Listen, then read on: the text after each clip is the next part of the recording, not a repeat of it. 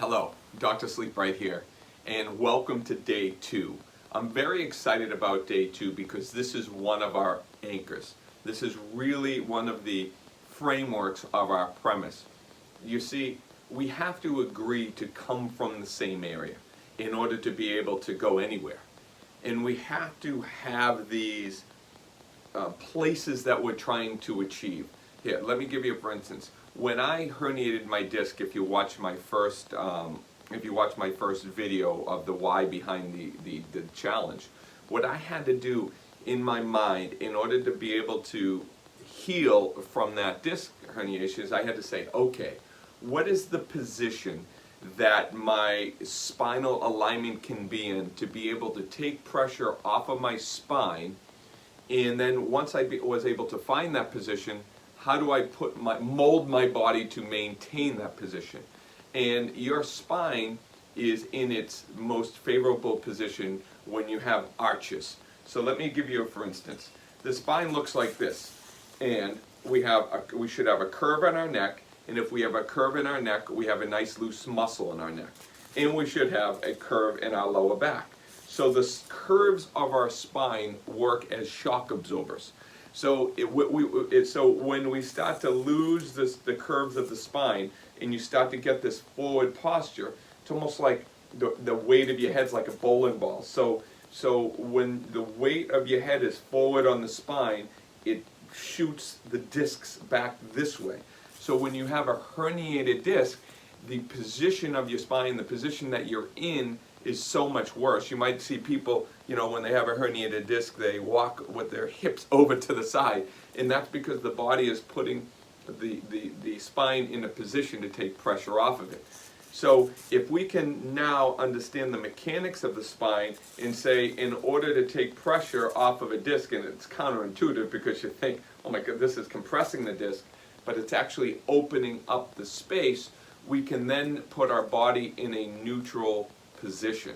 And by putting your body in a neutral position, in molding it that way, when we sleep, we're able to restructure the spine, because as you lose the curve in the spine, you're going to end up picking up a little scoliosis down here. So what we found after a review of 1,000 x-rays is that when you lose the curve in your neck because of forward head posture, activities like texting and being on the computer all day long, what ends up happening is we're getting lower back issues. And I saw thousands of people in my office with lower back pain, and they kept coming in with lower back pain. And it wasn't until we started addressing their sleeping position and putting their head and body in a neutral position at night when they're sleeping that their discomfort and their pain actually completely went away. But it takes time to get used to this. Getting into a neutral sleeping position is not easy because your airway is going to be affected, and your ribs are going to be affected, because if we sleep like this all day long, crouched over in a protected position on our side with our chin tucked, it's so difficult to sleep on your back exposed. So we are creatures of habit. And when we were in the womb and we were children and babies, you just feel so protected when you're crouched down like this. And when you lie on your back, you feel so exposed. So it's an uncomfortable position anyways to be able to sleep in. So that's why we avoid, we're a culture, we're people, and we're designed to avoid pain, or not pain in general as far as like symptomatic pain, but we go away from the hard road. So the hard road here is adopting what we call a neutral sleeping position. And the way that we want to talk about the neutral sleeping position is that your weight, your body weight, should be distributed over the greatest surface area. So on your side, look at how small my surface area is. On my back, look at how big my surface area is. So if I lie on my back, my weight's distributed over the greatest amount of surface area, causing less pressure points. So you're going to be able to sleep in that position the entire night for 8 hours, 9 hours. You could sleep in that position without tossing and turning.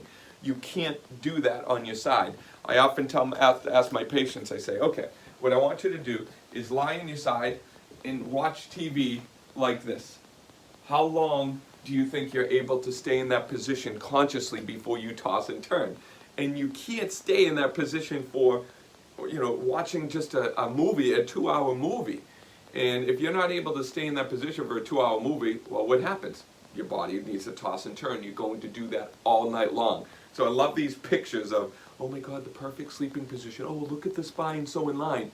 Yeah, it might have a little bit of alignment for for the time of a stationary picture that you're looking at, but you're not in control of staying in that position. You can't be. And what ends up happening is you're tossing and turning. Right after that picture's taken, the person 15 minutes later is going to toss and turn. But if we put our body in a neutral sleeping position and distribute the weight over the greatest surface area and support our arch in our neck, you don't have to support the lower back. At the beginning, you may need to prop up your knees or do something because your body's not going to be used to this. But if we know that we can put our body in a neutral sleeping position, and by putting your body in neutral sleeping position, understand that there's going to be some pain associated with that at the beginning, but we know that our body, once it gets used to it, is actually the pain's coming from alignment, coming from stretching, untwisting the spine. So just like it's twisted, untwisting the spine is, it can be a little bit discomfort. Your ribs can open up, your lower back is going to start to arch, your neck is going to start to arch. At the beginning, it takes about 4 weeks, sometimes 1 to 2 months to get used to this. For me, and I'm a back sleeper, for me to get used to the neck nest that we created took me a good 4 weeks. I would use it and then I would throw it on the floor. But let me show you what I mean by neutral sleeping position. This is the neck nest. You can do this.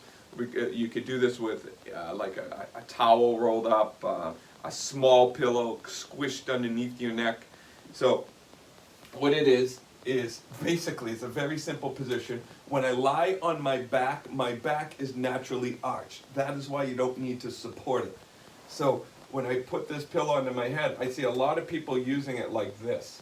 That is not how the neck nest is designed to be used.